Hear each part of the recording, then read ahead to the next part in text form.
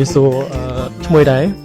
ពិសីបង ធ្វើការផ្នែកគេដែរ ខាងផ្នែករីស័បបង បើសិនរាប់ដល់ឥឡូវកាន់បិណ្ឌទី7ហើយបានទៅម៉ានវត្ត តមកមកវត្តផងបង ហ៎អត់ទៅទៅពីកាន់ប្រពុតដែរ ប្រពុតបង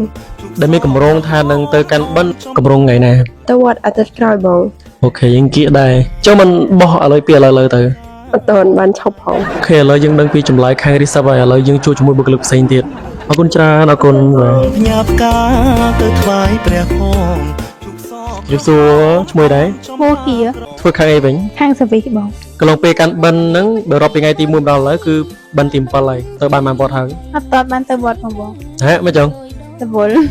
លវលហើយចុះកម្រងដែលថានឹងទៅវត្តទៅធ្វើបុណ្យនៅវត្តហ្នឹងនៅថ្ងៃណាវិញ ហើយថ្ងៃបិណ្ឌធំ ធំ3ថ្ងៃហ្នឹងហ្មងហ៎ ទៅមួយថ្ងៃ នេះគេកំពុងធ្វើបុណ្យមែនបាទ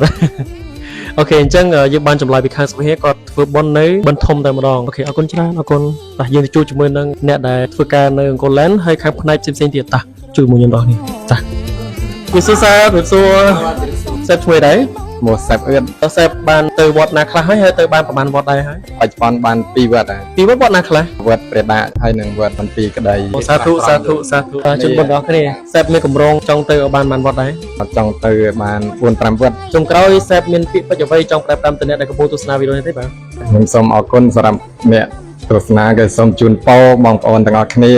ទទួលទានរស់ស៊ីមានបានតើណាមកណាសំណាងល្អសុខភាពល្អបងប្អូនកុំភ្លេចទៅបងប្អូនមកខេត្តសៀមរាបកុំភ្លេចស្ថាប័នអង្គរឡែនយូបានបូតិចក្នុងនាមខ្ញុំជាចុងភៅខ្ញុំត្រៀមខ្លួនរួចជាស្រេចដើម្បីស្វាគមន៍បងប្អូនដែលមកស្នាក់នៅទីនេះគ្រប់ពេលគ្រប់វេលា អរគុណសេបដែលបានផ្ដល់កិច្ចសភាមួយនេះអញ្ចឹងបងប្អូនទាំងគ្នាមកពីបណ្ដាខេត្តផ្សេងៗចង់ទៅដើរលេងកំសាន្តជុំបងប្អូនសាច់ញាតិចង់លេងក្រុងសៀមរាបត្រូវការបន្ទប់ស្នាក់នៅដែលស្អាតតម្លៃសមរម្យអង្គរឡែនហើយបែបបូតិក